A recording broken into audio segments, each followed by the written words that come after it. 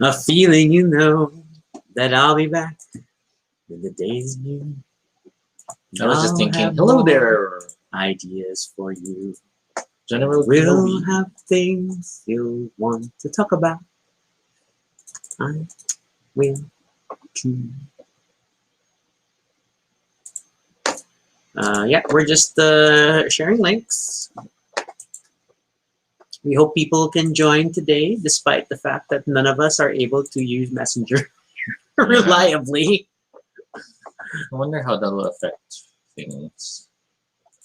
Like, does that hit the comments as well? I wonder. It shouldn't. Hey, Andre messaged. Oh, YouTube. Hey, Andre. It shouldn't. It's very, they're independent platforms. But it is affecting Instagram direct messages. Mm-hmm. Good day to you too, kind sir. Appropriate topic for today. I'm curious as to why. Hey, RJ. This is RJ's topic. Yes, it's RJ's topic.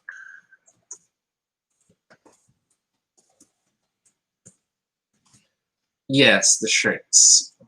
There's a story behind these shirts. Oh man, what a story. I will leave Rocky to explain the story behind these shirts. It's a trap. Why is it me? Hey, Kenny, is that a shirt or dot? Let Yes. me fix Toby's tie. I think we are very confused as well. Because we're obligated to be loud for this episode. You can be as loud as you have. Oh, I can't remember the song goes.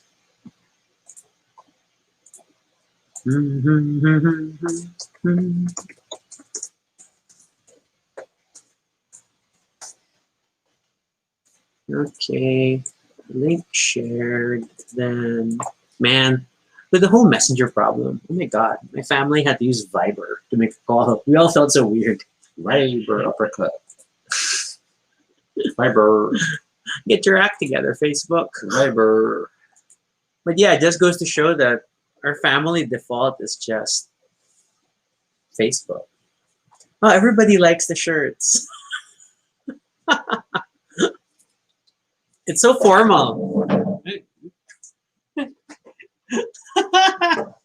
buttons. Look at the buttons. I feel like, yeah, I think Toby's initial statement when we got dressed was like, wow, we look like We work at Disney. we work at Disney. Hello, kids. Andre mentions it does. We did notice we do blend with the flag.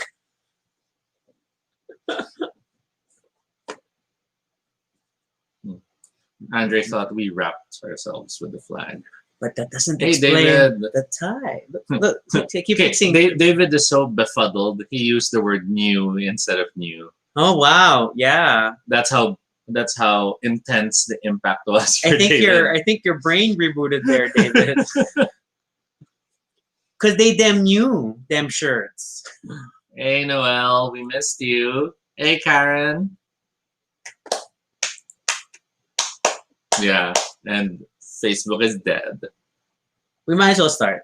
Yeah, I but guess. I don't see the comments in Facebook. Oh really? Alright. But they're feeding. Yeah, into exactly. here. It's weird. The API is working, but We found a way around the problem, and this is Toby. And this is Rocky. And if it's your first time here, welcome to Baduy Pride, a little space on the internet where we talk about anything we want. And wear anything we want, obviously. This is completely unscripted and not entirely accurate, but at least it's honest. Just we talk about everything and anything, random, live. And if it's your first time here, thank you. If it's not your first time here, thank you so much for joining us again. But we also thank first-time viewers, apparently. I'm obviously befuddled myself. Yeah.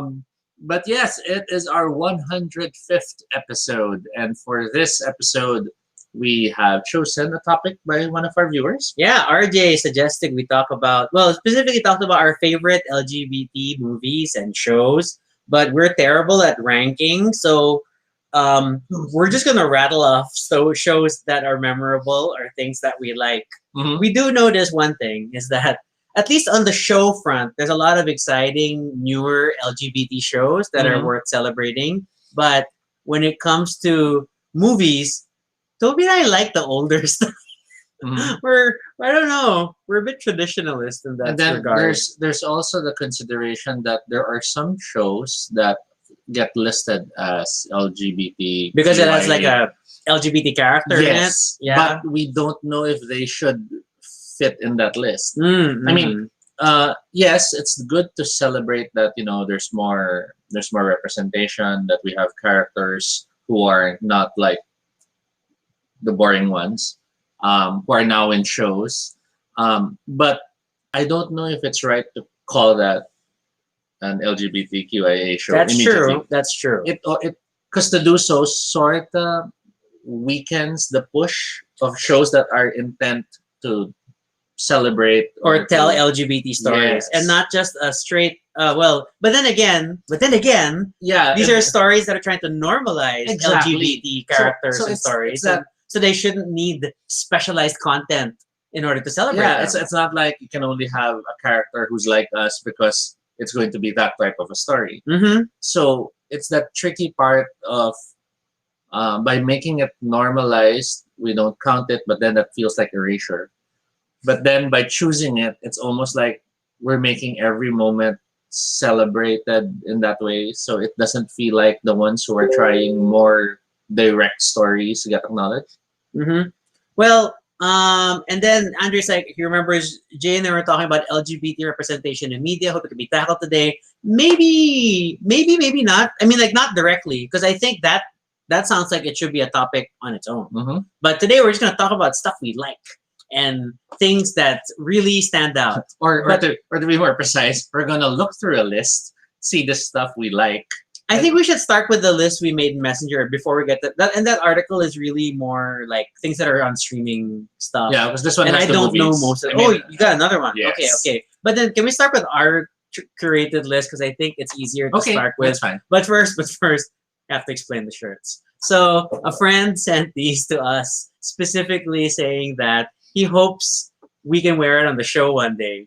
In all honesty, we've had these for months, and we're never quite sure if we were ready to wear them because so loud. And actually quite warm. Yeah, I know this material. It's a synthetic, and we knew it was gonna be a little warmer than we'd like. But admittedly, So big too. and they look a little better in hindsight, but these are definitely not things we would like normally just wear around. Makes great for a show, I guess. And I kid you not, the camera does not capture how vivid the colors are. It's literally as shiny as the flag in some thing. So This would have been fun to wear for New Year. Or yeah, like the O-Bar. yeah, the post anniversary Obar, a post like holiday whatever festivity Obar thing. That would be totally cool. But well, we'll see. Don't get close to open fire. Yes, that is a valid warning, Jed. Pride 2021. I don't know if I'm gonna survive another in-person Pride. That last one in Marikina was, oh my god, I'm too old for this. Karen says Master Showman. Really? But it's kind of early, you know? Well, I think it's because of the suit. Yeah, I know. I mean, but because it did Master Showman, that was like super late, right? As a show. Right, See, right. reference. Wow, as if I watched it. Okay. So Toby highlighted a few things. The first movie that you remembered was, and it's not even necessarily our favorite. It's the first thing. you remembered. Meanwhile, For those who recognize that line, the movie was Broken Hearts Club. yes, which strangely starred Dean Cain. Man, that did not age well. We don't like him now. But the Broken Hearts Club was like one of those many like 90s Mhm. LGBT, well, more gay stories Mhm. that were around, but it had surprisingly notable characters because it had Dean Cain Mhm. and Andrew Keegan. Was Yes, that the yes. name, the guy's name? Because I know these are people I would only see in like Hallmark movies and you know, teeny bopper romance Oh, it stuff. was a 2000 movie. Oh wow, see, but then we remember it as a 90s, as a 90s movie. thing, but it feels that way. But the Broken Hearts Club, yeah, 2000 movie. It was just, I think, more than the story, which I can barely remember except for the softball game, is the fact that it was one of the one of the movies that tried to capture sort of American gay lingo. It also sort of went for the more happy stories. Yeah, it was. It didn't focus on AIDS. It didn't focus. Well, at least on, not AIDS being a tragic Yes. thing, and then like nobody was like super kicked out of their homes. So it was more about It wasn't. forming a family unit, having a great circle of friends. Yeah, but it wasn't all the way down to like what I call now modern killing content, which is like what BL shows occupy, or a lot of things written by David Levithan. But yeah, it was just a group of friends. Admittedly, not all of them were very effeminate.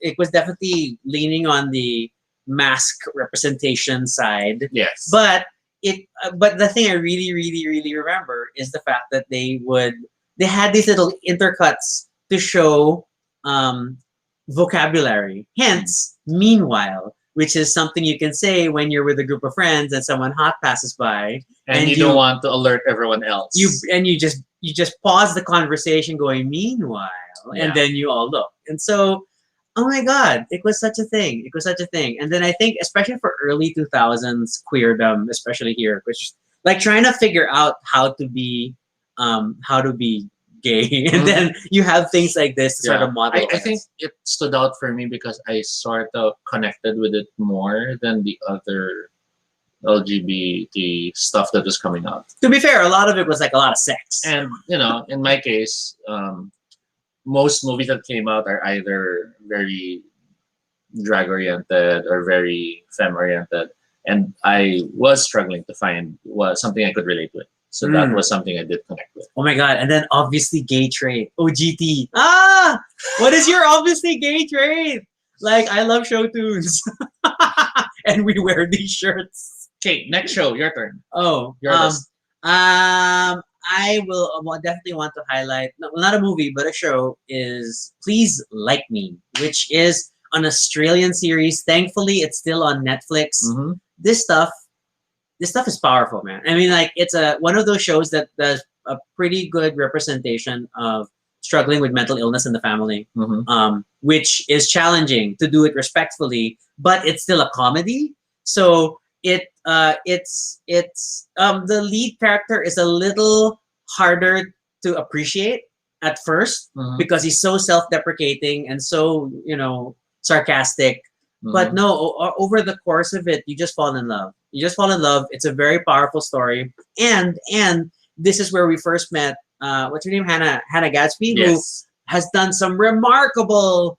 I don't know if you can call them stand-up comedy, but these performance pieces, which are also on Netflix. So 2 for 1. Yes. Please Like Me, Hannah Gadsby. Yes. Okay. Next. My next one on the list is Vicious. Because this is what's going to happen when we grow up.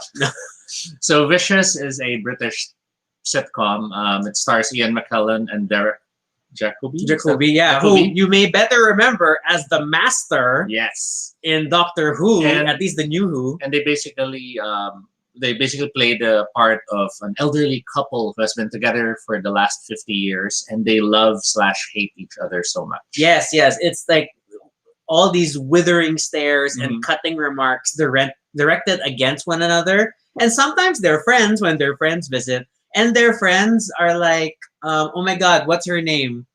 Is that her? Yes. Frances de la Tour, who you may remember as a giant woman on Harry Potter. And you have even, what's his name? Ewan, oh my God, how do you pronounce his name? Rion, who was in Game of Thrones. Well, but we better remember him from Misfits and not the fact that he was that super, super cruel character in Game of Thrones. Ramsay Bolton in Game of Thrones. But there he plays the straight neighbor who can't help but just fall in love with being with these two guys.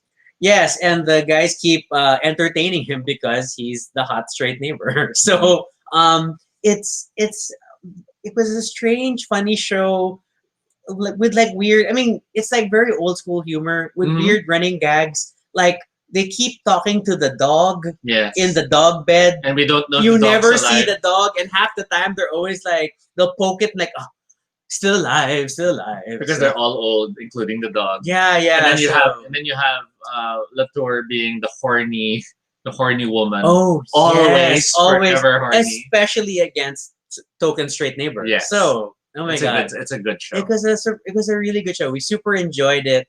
And yeah. So Jay mentions please like me to enter. I didn't like it at first, but the next thing you knew was on the fourth season, right? Especially as the story of the mom hmm develops, then that's like, oh my god. I think my God. British shows have this way of sneaking up to you and making you fall in love with them because you learn to relate to the characters as the show goes along. Wow, I think David is trying to do Inception, but we'll see. Okay, so but then Kenny's like, Kenny has found another show called Please Lime Me, which grows on you like a good drink, like a cocktail. All right, so Your turn. yeah, my turn. I will cite Hedwig and the Angry Inch, which we are so lucky that there is a movie for because Mhm. to catch it as a stage production is a rare thing, and I still can't believe that There was a local. there was a local production, and of Yes. course I was not super out to it. And what was more surprising to me is that I first saw this movie in the mid 2000s on HBO, which is like, how are they showing this on HBO? But they would only show it at like 2 in the morning, Mhm. so I stayed up to watch Hedwig and the Angry Inch. So it's a musical. It is about a Performer, a rock star. Hedwig, who over the course of this concert set retells the story of her life, but Mhm. then it begins in East Germany and East Berlin, yeah. escaping Berlin by having a sex change operation to become a girl. Mhm. But it's a botched operation to some degree. Hence, Hedwig and the Angry Inch, because all that's left is an inch. So it's Mhm. it sounds very graphic at that moment, but still one of the most powerful musicals out there, Mhm. really. Especially a lot of you may have by now heard the song "Origin of Love," Mhm. which in the movie was done with beautiful, this slightly disturbing but very evocative animation to depict Yes. it. Which very very briefly, the concept is that people used to have 4 arms, 4 legs, 2 heads, Mhm. but then the gods got mad, And- cut everybody up, yes. and then you're forever trying to find your other half, and the act of having sex It's trying to put is the trying parts to together. stitch yourselves back together. Oh my god, it's poetry. If you liked Short Bus, which I realized Mhm. should have been on the list, we forgot about it, Mhm. but you have to go back to Hedwig first. Yes. It's the same creative force behind it. Right. Next one. So the next one on my list is Tu Wong Fu. Thanks for everything, Julie Newmar. All right, Noel, you are not disappointed. Toby made sure this is on the list, but like I said, we seem to like older queer movies. I just loved how this movie really catches you off guard. Mm. It's campy, it's heartfelt, it's serious, it's disturbing, it's fabulous, it's crazy. It has all these iconic lines, everything from drag princesses to the snap. The snapping. It has John Leguizamo in what I think is his best role ever. Other than Clown in Spawn? Because you actually forget it's John Leguizamo. Yes. You really think it's a woman. Because you can't get away from Patrick Swayze. He's a very butch queen. Mhm. But the way John Leguizamo just captures that role is chi-chi, right? Yes. And it's insane how the devotion to the role was so believable, down to the point of even when she was the ugly girl, the boy in a dress, to quote the line in the movie, she still looked like a girl. yeah. And So it's amazing. So it's like, and then a lot of people, because of the timing, will confuse this with the Mhm. likes of Priscilla, Queen of the Desert, Yes. which is the Australian film, also a road trip film involving drag queens, Mhm. but very different tones. This Yes. one definitely is a lot more Hollywood commercial comedy, Mhm. but it still works. It Yes. still works, and I don't know how they got the likes of Wesley Snipes and Patrick Swayze. I mean, we're talking Dirty Dancing, Patrick Swayze, Mhm. and how did they get him to do this movie? So, yeah, fun. Mhm. Um, oh, then my list starts getting weird. I will, of course, I'll jump forward and cite that Pose definitely has to be recognized. Mhm. And I was looking at a list of things that are on streaming. But yeah, Pose, I think, is definitely one of the shows that has some of the best trans representation that we've seen in a very, very long time. Mhm. Although I have a few other movies that I can probably bring. Another show that I can bring up that we also enjoyed. But Pose is powerful, and it really better illustrates ball culture Mhm. at that time without just feeling like it's Paris is burning. Yes. I mean, like, there's a lot of controversy behind or around Paris is burning and what it represents. So I feel like Pose is a serious effort to retell that story with a lot more respect Mhm. and participation from the community. So it's definitely powerful stuff. Yeah, and I like how they really try to explore other narrative threads, which are all in their own way trans stories. Mm, Everything from the one who falls in love with someone, the mother, the the mothers. yeah, the one with the dream. I mean, they're all these different stories, but they all connect. Plus, you in get their Billy way. Porter all the time. Oh Mhm. my gosh, we were talking Lola, from Kinky Boots. So Yes. awesome stuff. And I mean, this is definitely one of the more accessible shows, and I'm sure a lot of you have good stuff to say. Hmm. Okay, So this one, I'm not sure if it counts, but I feel it does only because of representation. and it captures the culture Yes. enough, and we love this movie. So this one is Connie and Carla. Right? I mean, like, if we can celebrate straight guys being drag queens, then we can celebrate straight women pretending to be drag queens. In order to avoid being killed by the mob. Plus, random David Duchovny, right? How Mhm. early 2000s can you get? But yeah, Connie and Carla is a genius little comedy that combines our love for musical theater Yes. and drag. And it's from Nia Vardalos. I mean, oh my God. I mean, like, we're talking My Big Fat Greek Wedding, Yes. but I still feel this was a better movie than most of the other stuff in her Same. repertoire. And then you have Toni Collette as the person she bounces the jokes off from. You have just an insane plot of them trying to escape the mafia by pretending to be drag queens. But then them falling, because they also love performing on stage. Yes. This was their hitting two birds with one stone thing. Dinner theater. Until one of them finds herself falling in love with David Duchovny. And then you have the David Duchovny angle, wondering if he can fall in love with a drag queen because he's a straight guy. So it's all the elements for an interesting farce, and I like it. Yes. Oh my God. Connie and Carla. And then there was that and randomly the Russian mob. Yes, I was about to say the mob guy who falls in love with the theater in his attempts to find the two. Because That was just so many reference musicals in this thing. It's amazing. With the surprise guest appearances later in the movie. Yes. Oh yes. Yeah, and I won't spoil it. So, but yeah, Connie and Carla, totally watch. Totally worth the watch and the rewatch and the like. I will from my many things I scrambled, I will jump to, speaking of trans representation, will definitely cite Transparent. And again, I know there was initial controversy around the show and the casting because it's yet another straight man playing a trans role. And the additional controversy of man with predatory behavior that was called out.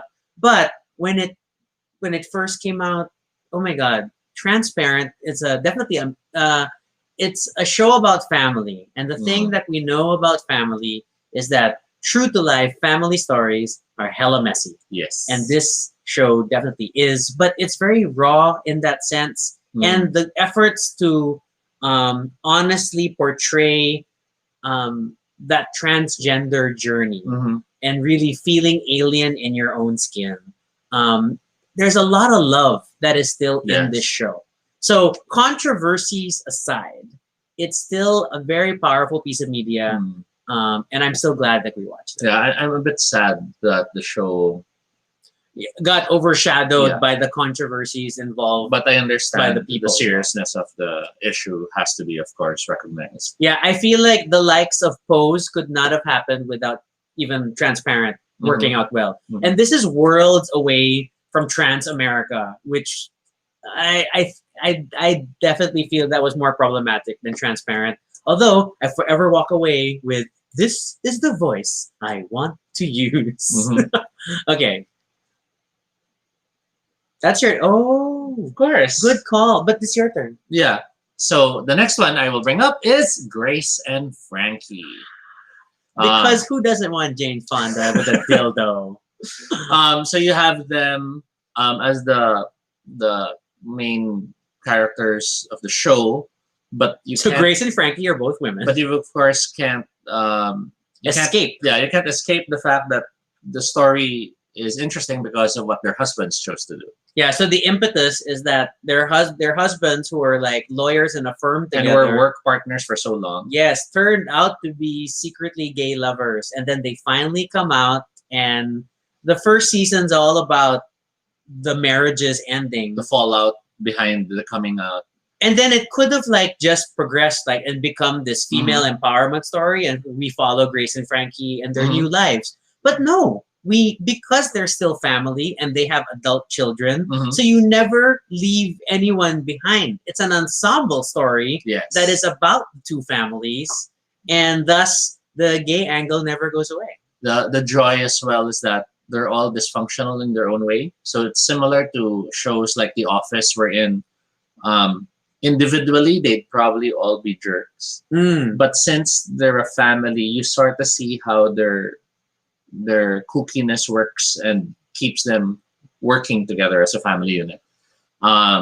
You had, of course, Martin Sheen playing one of the husbands. That is so surreal. Which I didn't think he played the role well. Yes. And then surprisingly, he does it very well. In And the what's show. even funnier is that his passion becomes acting, and he is a terrible actor in the In the show. series. So how meta is that? His partner, of course, is Sam Waterston. Sorry, and he plays.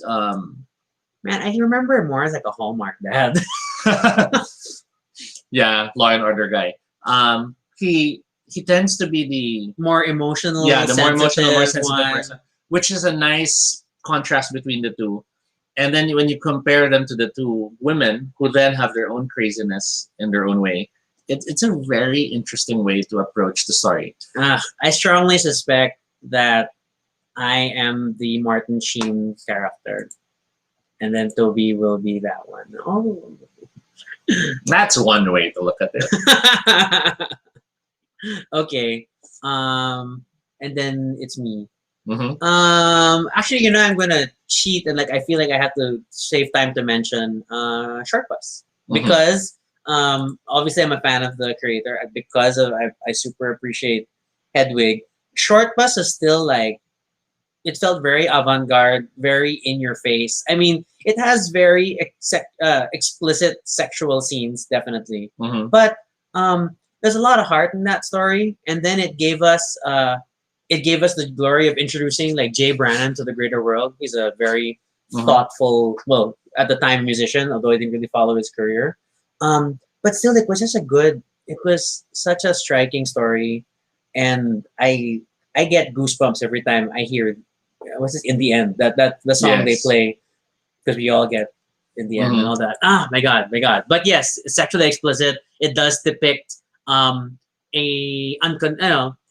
a couple considering opening up to like a threesome thing, Mhm. which again, very very profound in how it's presented, and the woman's orgasm that blacks out the city. Yeah, that was my favorite. That's scene. that like we just have to bring that up. Bit of a spoiler or just confusing, I don't know. Okay, Mitch is like late and was asking about the shirts. We are all dressed up for the movies. Let's see. Yay! And that's a button. Yeah. I also liked how Short Bus sort of makes you just want to live in a world like that, wherein a band can just roll in. And I know that's like partly what we kind of hope Bohemian Malate would be like for Mhm. everyone, and it wasn't always. I mean, like, circuit culture is very different, but yeah, but it was that feeling of I want my community to be like this. Mhm. Okay. Let's go to the comments real quick. Actually, I think the comments have slowed down. I was like worried that. Yeah, that's why let's. But I can see Mitch asking about the shirts. Noel also loves Connie and Carla. Noel mentions the Birdcage. I thought about that too, which I wasn't super a fan, but at the same time, Robin Williams was amazing. And the whole performance, and Hank Azaria with this whole he doesn't know how to wear shoes. And didn't it have Ally McBeal in it? Yes, she was the fiance. Mhm. She was the fiance. And I always remember the dishes that had. Yes. Soup. So Noel was asking if Ito Mama anybody También. at Ito Mama También on their list, and that's. I mean, I liked it, but then I don't think it's like something that always floats to the top. I mean, obviously they're super gorgeous, and Mhm. if you want adult fulfillment, but not like pornographic, but just like as someone who grew up Mhm. and watched this movie, then try watching Mozart in the Jungle on Amazon Prime, because he's all grown up and beautifully eccentric, Nice. and he as a mad conductor, super works. Gael Garcia. Yes. Garcia Bernal. Wow. And Karen mentioned the lesbian film Laramie Project. Laramie Project. I'm not familiar with this one, but then again, I will concede I am not super familiar with a lot of lesbian specific fiction. Okay. So I will cite Crazy Ex-Girlfriend, though the gay angle was just a side story. That's true. Then this begin the discussion Yes, of is it a full LGBT story? I still will cite it because one, it was able to inject that type of a narrative into a more commonly accepted show. So it Mhm. allowed it to become more visible.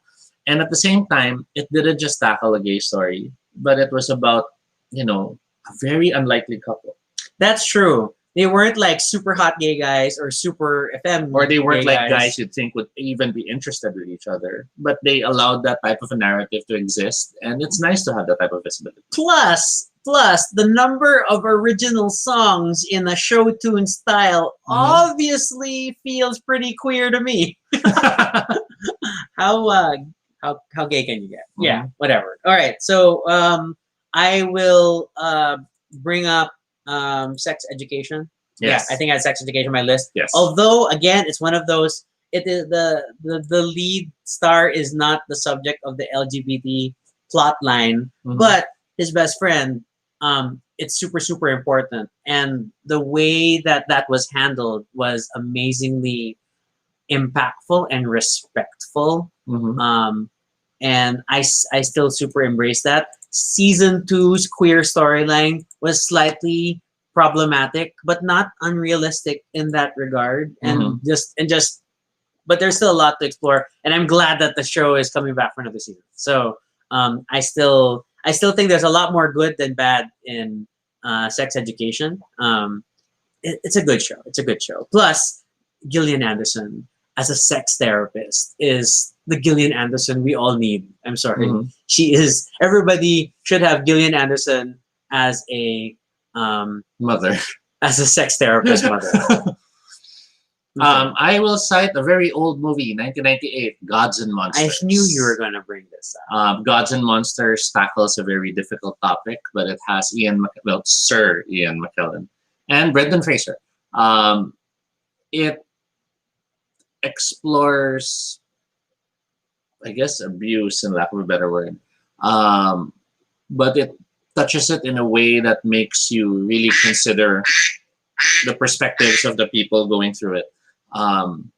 Both actors are at their prime, despite their age. And it was really definitely one that stood out and stayed with me through the years. I'm looking at this movie list. Yeah, the next list. But then I definitely I asked like, should we bring it up? Okay, I'm gonna bring it up just for like, guilty fulfillment. But I super enjoyed Were the World Mine. And Yeah, I know that was the earlier list. And I know it's super campy because it's It's the Midsummer Night's Dream. It's Midsummer Night's Dream projected onto a movie about a queer kid. Mhm. But then, hey, I mean, I'm pretty easy. It's a musical. Mhm. Sure, I'll go for it. And respectful treatment of Shakespearean material. Yes. Oh, well, why not? And some actually good songs. Yay. So, Where the World Mine. Definitely, that was definitely like borderline, like, am I really going to share this with Toby or not? But then we watched it. Mhm. And we I know it was, We it was got on, into the soundtrack. yeah, for a we while. got into the kept playing soundtrack. It was in the car. It's like, oh my God. So yeah, Where the World Mine. it. Hmm. Yay. Not quite noticed as a lesbian film, but The Favorite by Yorgos Lanthimos is a film that I highly recommend. Because it's a good movie to begin with. I mean, come on. They gave her the Oscar And then Olivia because she's Colman amazing. with Emma Stone and Rachel Weisz. Yes. right? But there was definitely some like questionable, well, there was definitely the intermixing of power, relationships, that all these things.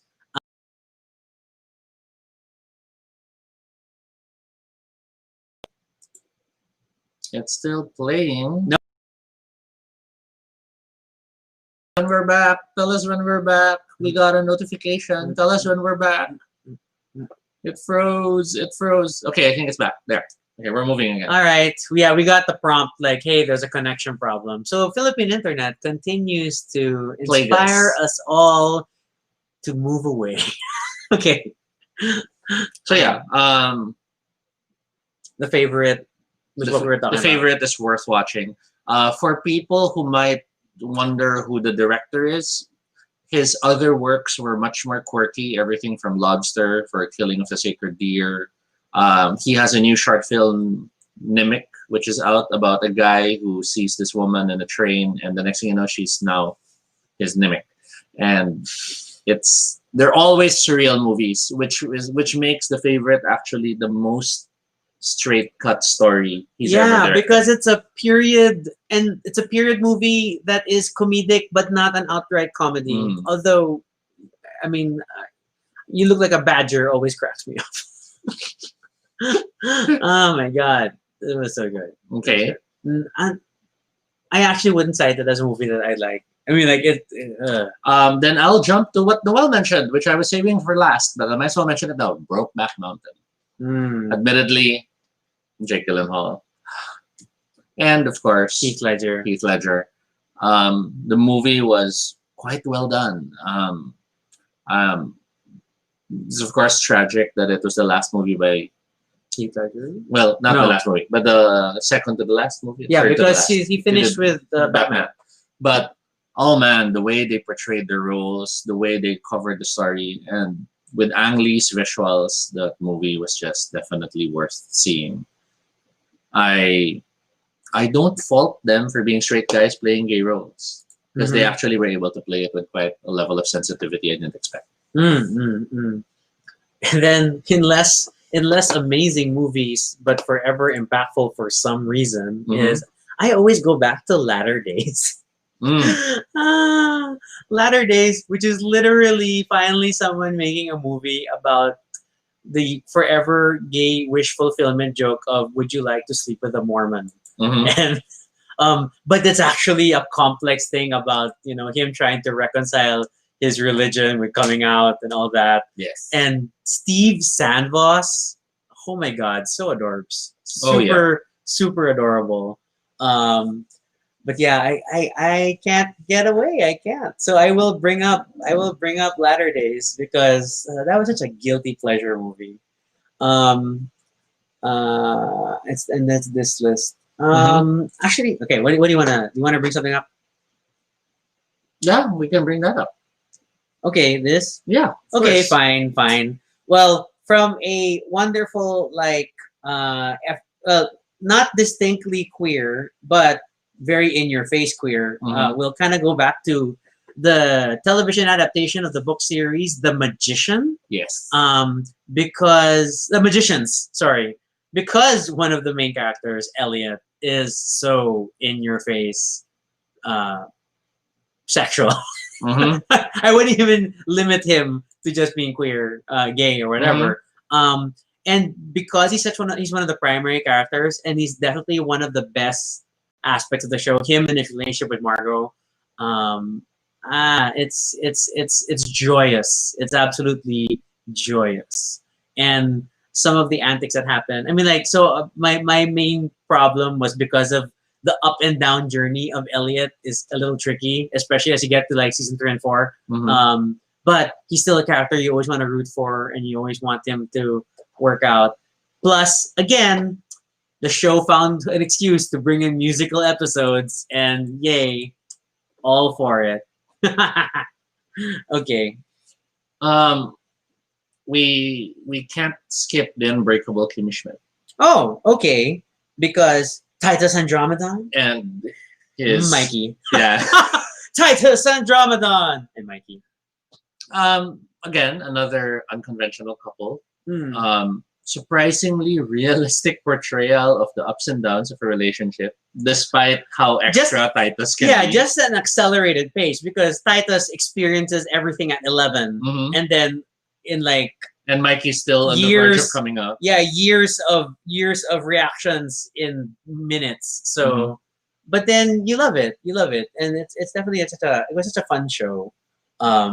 We still haven't watched the interactive one. It's been up for a while. We haven't taken the time because you have to watch it on our laptop. But yes, yeah, Kimmy Schmidt. And then kind of speaking of like shows that you can't like avoid and you got to reference is that Will and Grace. I mean, like Will and Grace is still an amazing comedy, and then it may not have always been like the best example of representation, or it may not have been the bravest in terms of the stories it wants to tell. But I think it broke the wall open. Yes, it was an amazing first step to get queer characters on national primetime television in the US. It really helped get a conversation going, and it was just freaking funny. Yeah, I know there will be some more activist mindseted people who hate me for saying this, but I like the fact that it was able to broach the topic in a non-threatening way. That's true. Because there's a lot of times that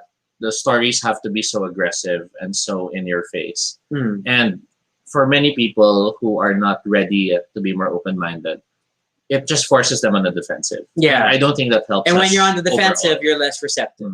So it helped make it a little bit more accessible, approachable. And I'm happy comedy. that the show did that. Yeah.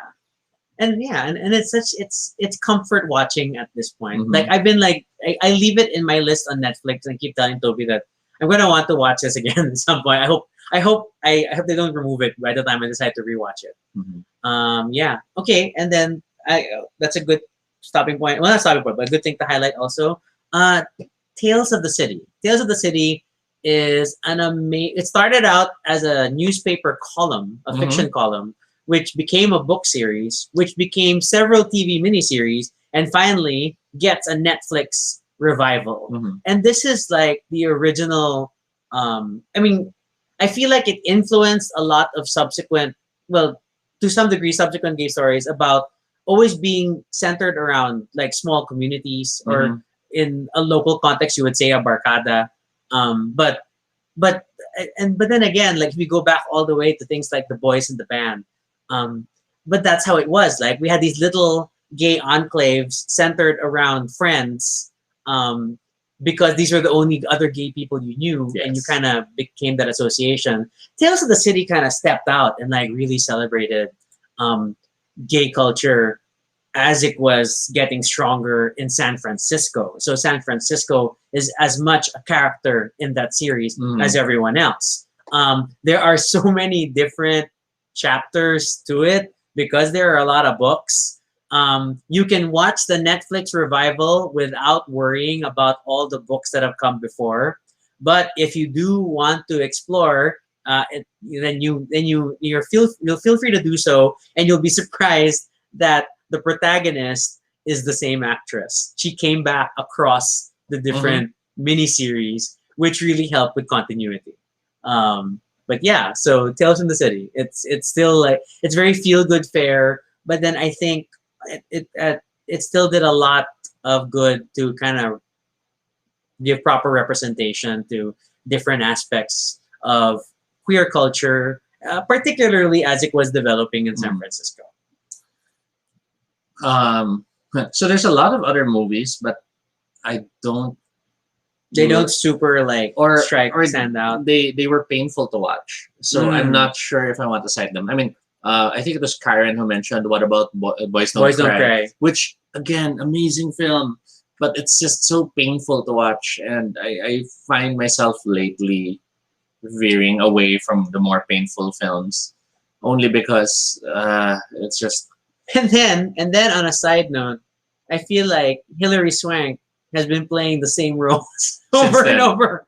And she kind of got stuck in that. So I will choose my next one to be one that, I felt was very empowering, very inspirational, and very uplifting. And that would be Steven Universe. We were talking about this right before. Like, can we count Steven Universe? I think we can. Given Steven Universe is literally a story about love, and it doesn't matter what kind of love. That show is just an amazing, deep show, despite its lightness as an animated series. The latter, or rather the second part, no, the sequels or the spin-offs, which is Steven Universe Future and the movie, were a bit more heavy-handed than the main series itself.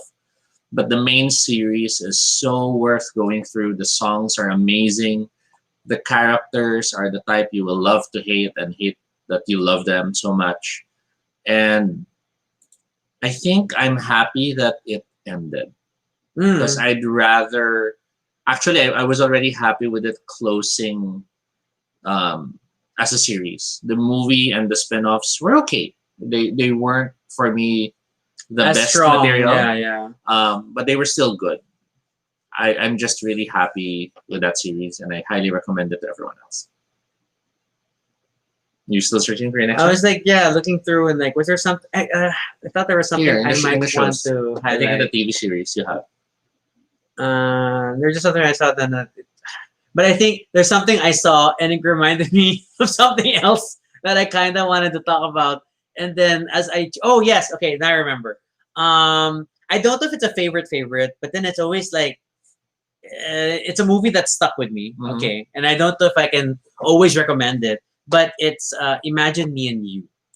So Imagine Me and You is very complex because it is it plays in that problematic love triangle of sort of the straight married couple, but then the potential lesbian interlude. But it was still such a very thoughtful movie. And then I think at that time I fell in love with Matthew Good being sad.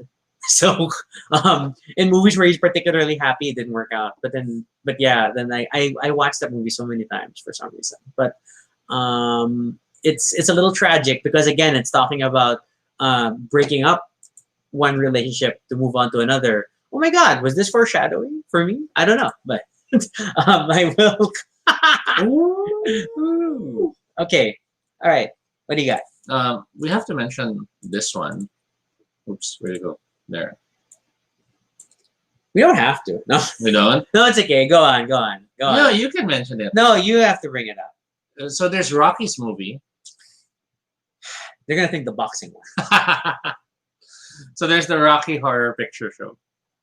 Yeah, tangent, barely related. You remember how what's this? You remember how there was this meme going around on Twitter and stuff before where search Google images for your name plus horror aesthetic. Okay, if you search Rocky Horror Aesthetic, I don't get an interesting horror aesthetic. I get stuff from the Rocky Horror Picture Show. But I guess that's not a bad thing. As crazy as the Rocky Horror Picture Show is, involving a space transvestite from Transylvania, as the lyrics go, it is still a cult classic. Yes. And more importantly, I really want to do like the one where people are.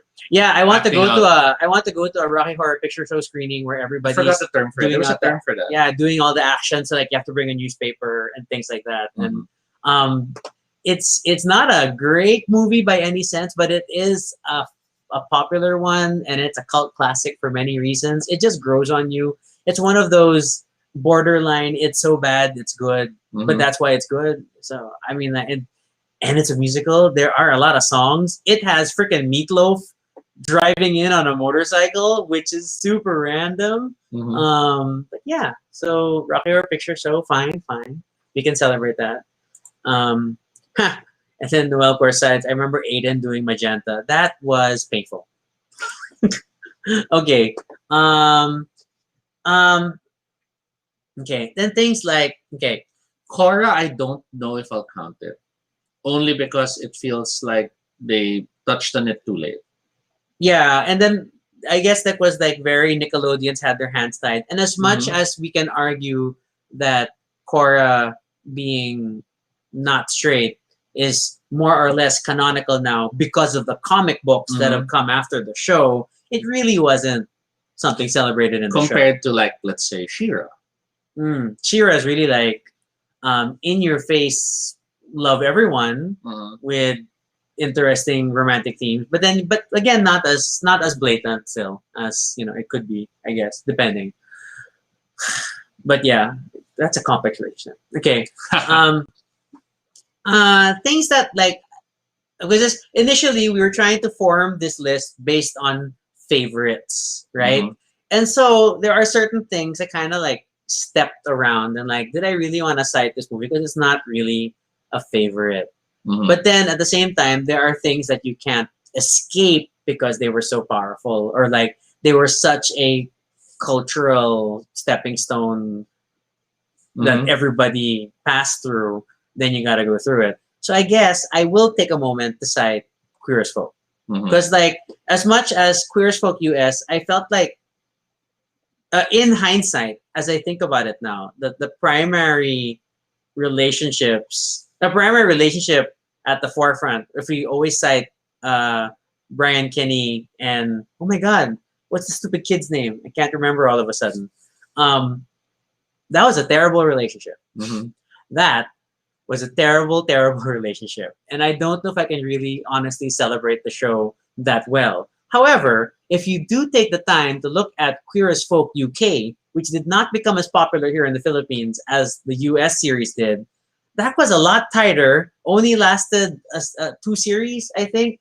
And Doctor Who references everywhere because, of course, Russell Tovey was like backdoor pitching himself into the Doctor Who universe. So there was literally K9.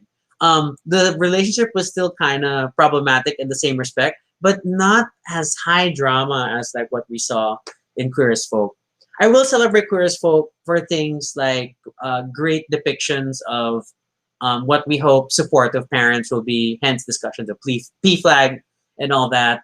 And then sort of that barcada structure, which many gay stories were centered around at the time, which is, what's this?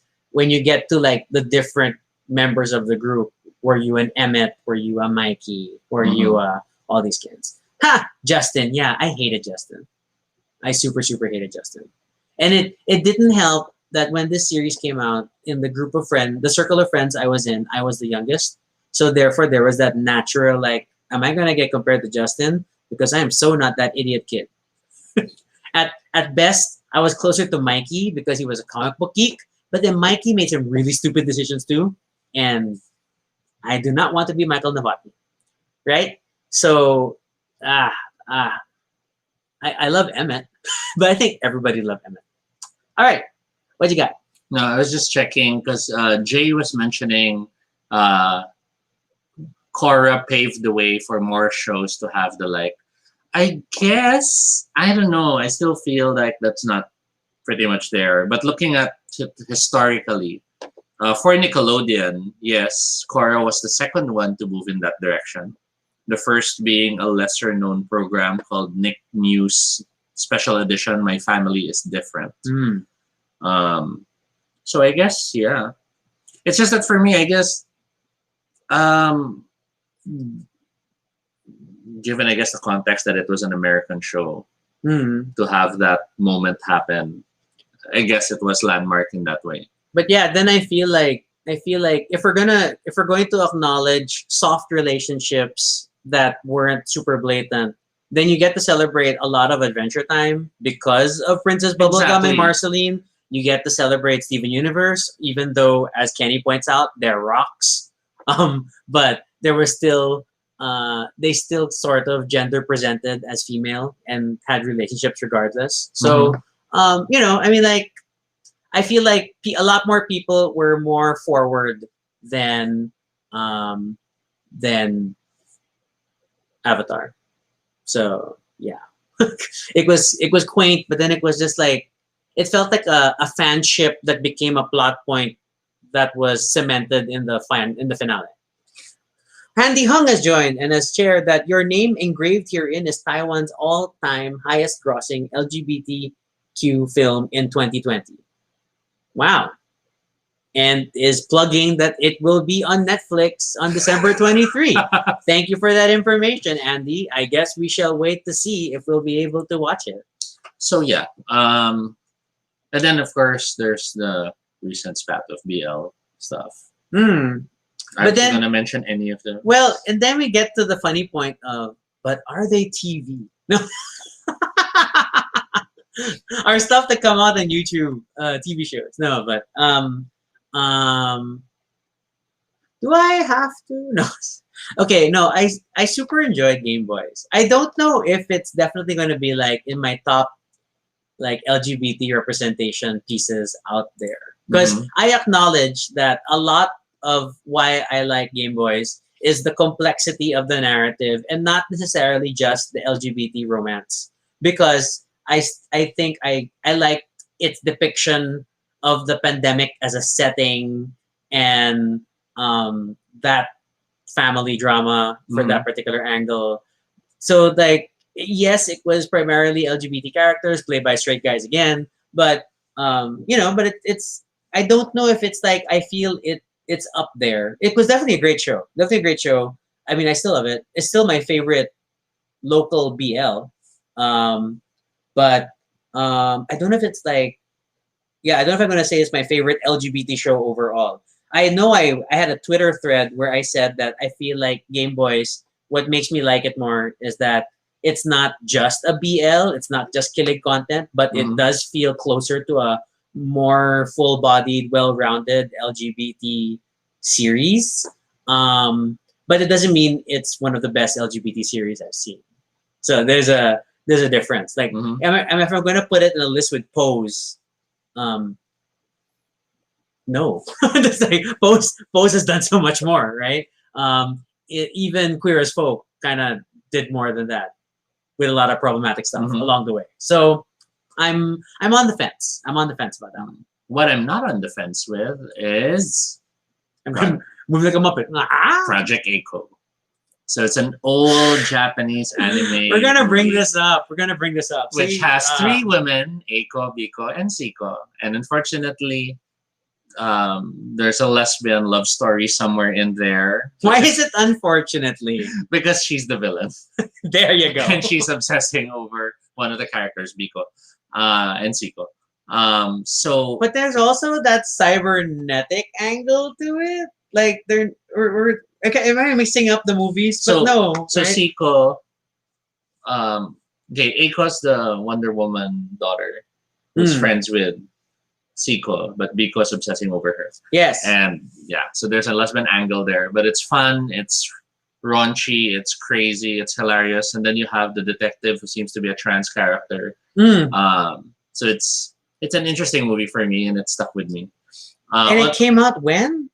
That was all the way in 1986. 1986. Yeah. Oh my gosh. On a related note, there is Tokyo Godfathers that had Oh yeah. the lead as a trans character. Mm.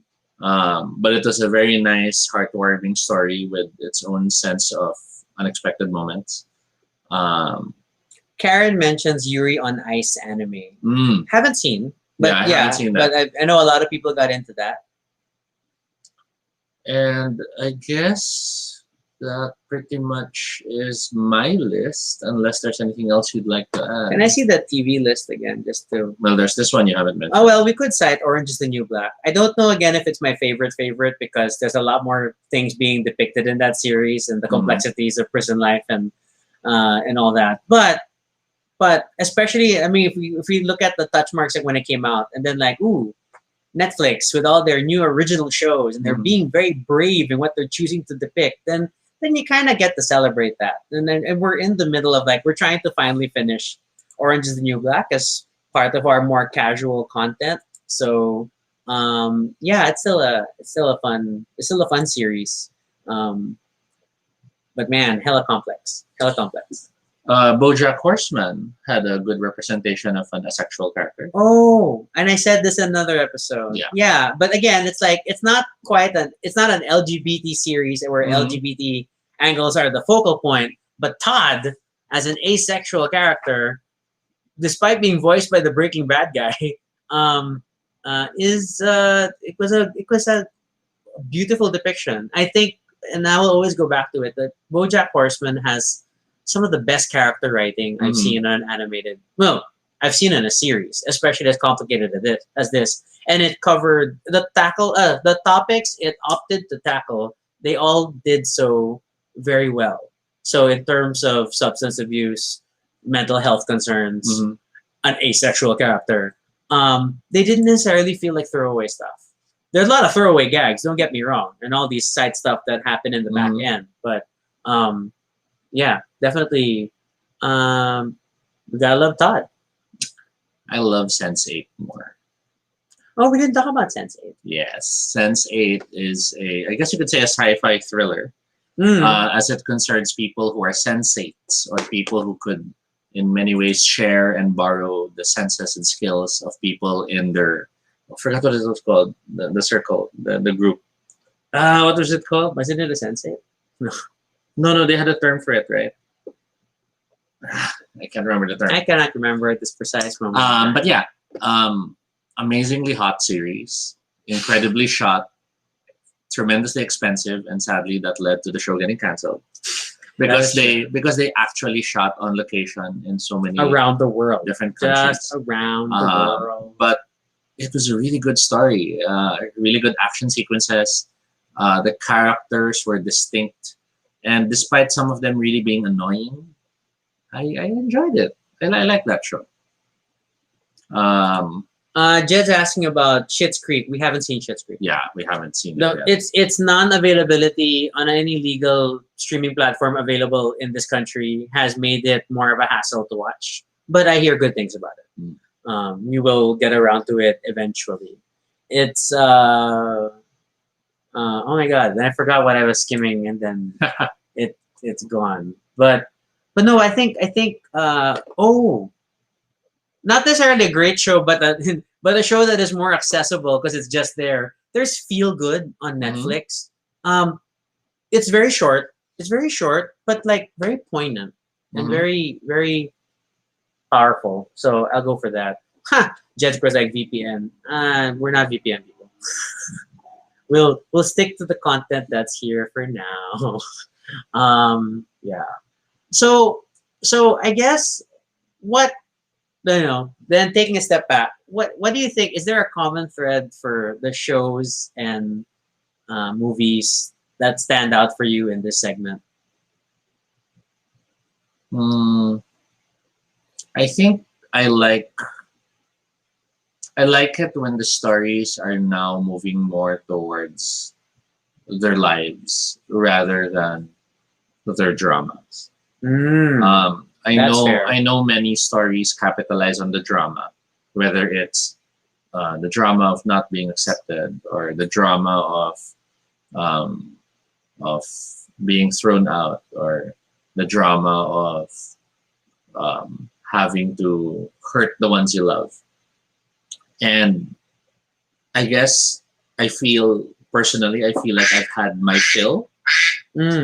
And I appreciate more now stories wherein it's just more about them living or them just happening to not be straight and they're now just going on with their lives. David sides, like, could it be like positive depictions of love? It's not necessarily. I mean, it doesn't necessarily have to be positive because the drama in terms of a relationship working or not is still nice to experience Mm-mm. because that is part of the why you'd want to see it. But I'm sort of tired of stories wherein okay, you have to tell the parents, will they accept me, or stuff about I'm not that kind of queer, will they accept me? I think I've had my fill of that, and I'm happy that there are still more representations that are coming out.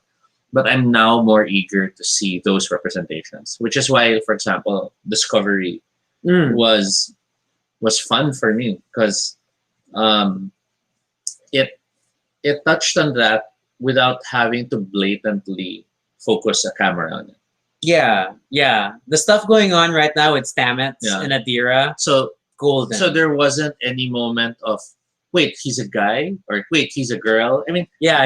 we normally see that in other shows, and it would be, but what if I wear this? What if they think I'm? And I'm so tired of those type of stories, because in many times those stories are designed that they accentuate either the ignorance of one, the sensitivity of the other, or just plain outright they exaggerate the miscommunication. And in many ways, I fear that that has become a common response for some people now. To the moment that if someone says the wrong pronoun, they take it as an attack immediately, Mm. rather than realize some people just don't realize that that's a thing now. Yeah. And I guess that's why I'm tired of the more dramatic moments, and I'm happier to see depictions that show people living and look, we're still part of the crew, we're still in the team. Mm. We don't have to be the source of drama because we're what we are. That's fair. I mean, like, okay, and then like I don't know if this necessarily applies to Toby, but definitely for me, like ever since I came out, Mhm. or was brought out, I'd made a deliberate effort to watch a lot of queer content whenever possible. Hence, like the screenshot that advertised today's episode is something I had done multiple times on Netflix, which is search LGBT on Netflix and see what comes up. Mhm. And then I have made a serious effort to watch many of these things. And I get that sense of fatigue that Toby feels. Mhm. Like, especially if you go back to late 90s, early 2000 queer content, Mhm. different things like Trick and All Over Or the Guy. it was the and surprise whatever. twist, or the murderer is actually a man. Yeah, or even the distinctly gay movies. Mhm. You have the whole genre of coming out drama. You have the whole genre of Dying he from has the AIDS disease. genre, You have the whole drama of the parents don't accept me. or the usual all queer relationships end badly because there's infidelity rampant, Mhm. and and it's true in depicting sort of a culture that they were trying to stress at the time or trying to capture at the time, but it felt like it overly influenced a lot of queer content, and then it all became this, and I it's even always I this even heavy wonder if it has had an effect on people in general, on how there's this noticeable larger number of people we know of our age group who think there's no point in a long-term relationship. stuff. Is it because the media was always That we grew up with is always telling us that we're going to and break up. and the biggest shows that people can relate to at that time was what Queers Vote, which was all about you know terrible Circuit relationships. culture and bad So, I don't know. relationships. So yeah, so I mean I totally get that. There is that you want a realistic depiction of things, but not not necessarily sugarcoating, but also not embracing the negative Mhm. stuff. And then I guess given everything else going on in the world, need I don't need to consciously choose to watch content about like the challenges and horrors, and I'll go as far as saying horrors Mhm. of queer life. I think we get as people our age, we totally get it. Okay, Mhm. we totally understand, and this is our perspective, and it's not universal. Yeah. This is not to say that these stories should not be told Exactly. or that people don't need to hear them. And more should be created only because it's always good to have more stuff out there. More voices. It's just that we probably won't be rushing to see them because we're used to those stories. Yeah, Um, it's like a lot of people celebrate "Call Me by Your Name," mhm. but then again, a little problematic that relationship. yeah, it's little uncomfortable. very questionable. Yeah. Things I- like that. I wonder about the legalities of it all, and I really worry about people who now place that as a standard. Of Yeah, what they want. and are trying to tailor or craft their romantic fantasy around Mhm. a "Call Me by Your Name" style relationship with a significantly older gentleman. So it's tricky. What are the lessons that we are imparting? Mhm. Because and I totally get it in the sense. I mean, so you want to say that it's just a movie, it's just a show, Or it's our just a lives fantasy. are different. But I mean, I was there too. Like when I came out and moved out and went out to Malate for the first time. I'm not gonna lie, I was sort of looking for that queer as folk experience, Mhm. and then I sort of, as much as I didn't want to be the Justin or the Michael, but then I did like associate the fact that I was in a group of gay friends going out to the scene together, and so we can't help but model Mhm.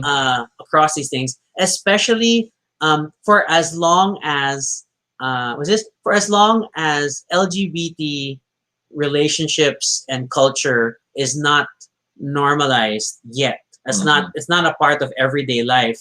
Then a lot of people, especially those in the closet who don't immediately venture out, can't help but use media as a model Yes. for what they wonder if their life should be. And a lot of times you find yourself saying that, but I'm not that person. And- I don't associate with that character. But is that how gay life is supposed and to there's be? a lot of times that association happens in a subconscious level. Mm. You might not consciously think you're doing things or you're expecting things in that way. But then if you really scrutinize sometimes the expectations you have or the um, preferences you might be holding as your parang these are my bonus points if it happens this way, if it happens, then that's when you start to realize it can be traced back to those things that you find you celebrate. So again, it's not saying they're bad, it's just saying Maybe not for us. we're happy, we're done with that. We're setting a higher bar. We're now more enjoying the different facets and colors of the spectrum that we can see and observe and celebrate. We still do indulge sometimes. So like One Day at a Time was a show which had a coming out story where the daughter came to terms with herself. And while it wasn't new ground for us, it was still interesting to watch given how the family dynamic worked in that show. And because they also tailored the whole minority immigrant Yes. experience in America. So then it was like old but new. And it gave that perspective because a lot of the coming out stories were very white, That's very true. Caucasian. That's and here true. we had a family which was very family. Yeah, which in that sense is very close to like our Asian Yes. sensibilities of, oh my God, I can't come out because my family, my family. Whereas in most Americanized stories, it's I'll run away Yeah. and I don't care. And then in most European stories, it's let's just have sex. I don't care what our age are. I mean, and again, it's a cultural thing. So it's nice to have those angles. Oh my God. I could not cite. On a side note, yeah, they do just run away. Is that a See, more like, it is. It's a cultural thing. but is that also Because- foreshadowing? And I can't really cite local examples yet, because sadly for me, most of the local ones I see still fall under the areas I'm tired of. Mm. So Game Boys I actually enjoyed because it was still set in the backdrop of the pandemic.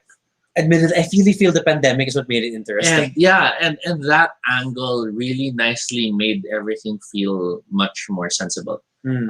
The fact that his running away wasn't just a running away story, but then it endangered the family Because of the pandemic. Yeah. and those elements were dealt with as a level of honesty and a level of truth. And as much as we love the mother, um, it still was a nice, realistic depiction of coming to terms with how everything was unfolding. Mm. Whereas in other shows, it would just be, well, in most local depictions, it would be a lot of sigawan and drama and all these words. I didn't cite George Zatorna either, only because I really love the comic, I love the musical, and I will not say more. That's fair. Parents like even Maximo Oliveros, as much as you want, again, Okay, it's in similar territory as Call Me by Your Name, right? It's yes. poignant in the whole childhood innocence, free spirit sexuality expression, but it also has kind of creepy older relationship. This is not very legal. Yeah, and I know I loved how the movie was done, Mm. but I have issues with the narrative, the overall narrative. And then there's Die Beautiful, which I feel was half a story. Mm. I felt like we were getting into a good story, then the movie's over. We haven't watched the sequel, which I wonder if we'll Yeah, finish so it. so that's what but- I'm also wondering about. But hence I couldn't cite them, despite the fact that I love the people who are part of it. Um, Karen asked about Zombadings. It was funny. It was hella funny. But then I don't know if it did anything I for actually, representation. yeah, I actually feel Zombadings was not a healthy movie. Hmm. But that's my perspective on it, and that's because I guess I'm just really tired of a lot of local productions where gay is the comedy, Mm. whereas it's rather than gay is the celebration. So that's me. Yeah. So maybe we kind of tie back to then what kind of defines it. I guess we're at that point where we're looking for like responsible representation. We're looking for advancing narratives that aren't heard as often. Hence, Pose is phenomenal. Hence, even Transparent got that nod because the T in LGBT doesn't get a lot of focus.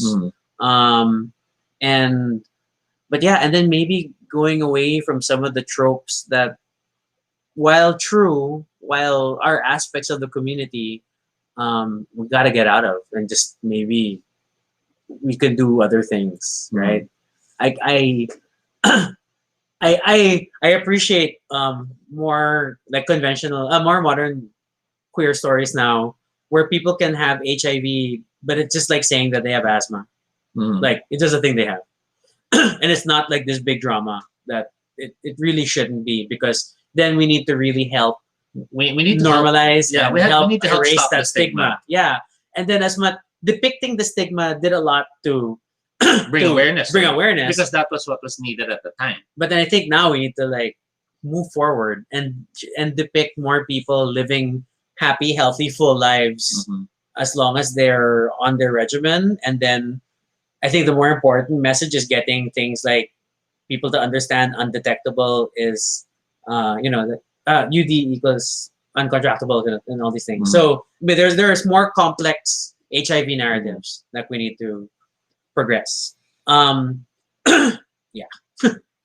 Now, of course, this is all our opinions. Yeah, we're not experts. We're just wearing rainbow outfits. We're not like the spokesperson of what's best for the entire community. We But don't we- even claim to be big film But critics. since this is our show, we are stating what we would love to see more of. Yeah, definitely. And I'd like to see more queer geek representation that does not just involve comic books or them putting on glasses. Mhm. And in many ways, I think that's also why, if we were to touch on reality TV in this list, stuff like Drag You or A Queen is Born would get more our votes compared to some of the movies the drag queens have released. That's fair, and we super love both. We're well in the camp of we love drag you. We Mhm. super love drag you because as much as it was focused on straight women mostly, Mhm. but women trying to find themselves through drag, but it was a way to introduce drag to a wider audience. It translated it to a more accessible language. Oh my god! And Noel says compared to AJ and the Queen, exactly. Mm. AJ and the Queen was weird for me. I felt like it was a step back actually. Because it was a lot of like RuPaul isms, but kind of they tried to write a story around them. Yeah, and it almost feels like RuPaul's too big now that you can't see RuPaul as a character, if that makes any sense. Yeah, yeah. And to think that she's really supposed to be this struggling drag Mhm. queen making her way in So the world. it's sort of like how when you saw the Mamma Mia movie, you didn't think Cher is playing this role, but the mother is Cher. And that was the problem with Adrian the Queen. It just felt fake. It just felt Because not everyone is Meryl Streep, who can convince us that she's a simple woman running a hotel in Greece. so there. So that's our views. Are there things that we're excited about? I can't even like. I don't even have a blip on the radar. And then, to be fair, was this? I watched a lot of the gay movies on Netflix without bothering Mhm. Toby, and I have not much to say. I mean, like, I didn't really like the stuff there. I sort of got into what was it, East Siders for a while. Mhm. But it's still that show still had at its center the infidelity angle and then some of the usual trope problems of different queer stories, and then it's like, okay, yeah, more of the same, but I still finished it. So I will always try to finish things I start even when I hate it at the beginning, although there are things that I draw the line now. So things like, what was that, Sotus? Oh my god, that was terrible. I watched the first episode. It is a Thai BL, but then Oh. it starts with the usual problematic. What's that, the usual he's a bully and they hate each other first before they can have a romance. Cannot do that anymore. It's so painful. I don't wanna see the abuse before getting somewhere sensible. Don't need that toxicity.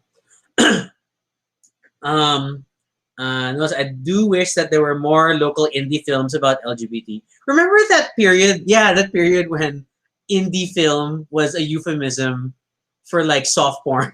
For soft porn gay film. Things like, was it Daybreak or something? Or like, it's like every other movie was like these depictions of sex in different parts of the world, you of the had all country. these single word to short phrases as titles that were all suggestive in their own ways. Yeah, I don't know. I tried watching a lot of those, and again, I don't. None of them really like come back to me and say, "Ooh, I super love that movie." Yeah, but again, it's good that those came out only because at least it was more representation and more options for people. Hopefully, the narrative continues to evolve, and hopefully, this like current wave of Mhm. BL entertainment will lead to more complex movies and other Mhm. narratives in the future. I mean, this is not that different from my views towards Wattpad. There were a lot of people, of course, who were like, Wattpad is crap and all this and that. And for me, everyone learns by doing. And to have more people writing and they have fan bases means there are more people reading. And more people writing and more people reading can only be good for us in the long term. Yeah, Because maybe some will choose to be, they'll choose to stay in a certain level and they'll choose to like just churn out the usual stuff that um, isn't as entertaining. But there will be those who won't be content with just that. And they'll start expanding and they'll start reading more and they might find inspiration in new stuff and they might start making works that will, blow us all away. Yeah. I feel like, I mean, like, was this the late 90s, early 2000s US direct to video gay movie boom had a lot of crap. And then before the gems could come to the surface, you had to get a lot of this stuff that just kept regurgitating the same themes over and over. This is me talking as someone who literally kept trying to watch the different not another gay movies in that franchise just to see what would happen, because again, representation, give it a chance. But oh my god, terrible series movies. And I'm sure in the same way that our previous soft porn indie period and now this BL period are all part of a larger process where hopefully we are refining the voices we want to speak with, the stories we want to tell, and the medium that, I don't know, will work best. So there's still a lot to be excited and hopeful for, and we look forward to it. Yeah, and then Noel said it's like something about the golden gays and stuff. I mean, that would be interesting. I mean, like it would be heavy. It's definitely not going to be light fare. It's probably going to end up being more documentary in feel than biopic. But who knows? Who knows? It really depends on which filmmaker will take that step and try to tell that story. Because right now we're still in the give the people what they want, which is make more BL series where people get killing. Yay. That's good. Killing is good. Okay. I guess that's all we have to say. We have a lot more to say than we thought. And this still isn't the episode about dissecting LGBT representation. Yeah, because we still have other forms of media we didn't even so touch much on. more to unpack. From books to comics. Yeah. But I guess that's it. We are actually 8 minutes away from another duck. Oh, what do we want to talk about for 8 minutes? Crazy. You guys have things to talk about for another 8 minutes? Because there's only like 5 of you left. we should wrap it up. Yeah, we're gonna wrap it up. So that was definitely more than 30 minutes. We had a lot of fun, and we hope you'll join us again next time. As always, feel free to give your suggestions for future episodes or questions for us that you just want to ask at the Google form at bit.ly Baduy Pride Ideas. Thanks again to RJ for suggesting this topic. Oh my God, we spent pretty much 90 minutes trying to figure out our thoughts on the wonderful wide world of LGBT movies and TV shows. You can follow us on Twitter, Altoby No Shade, RJ Sunico. You can also check out our blog, baduypride.com, for all the previous episodes and stuff about us. Feel free to continue the conversation in the comments below. What are your notable favorite LGBT movies, series, and the like? Why are they notable? And think about it also. What defines the shows and movies you like? Have you really thought about it? And like, why do you gravitate to one thing versus another? Let us know in the comments. Be sure to subscribe for notifications, whether on Facebook or YouTube, so you don't miss our next live stream. Once again, I'm Rocky. And I'm Toby. And this is Baduy Pride. Good night. It's almost the weekend, but not yet. Night, everyone.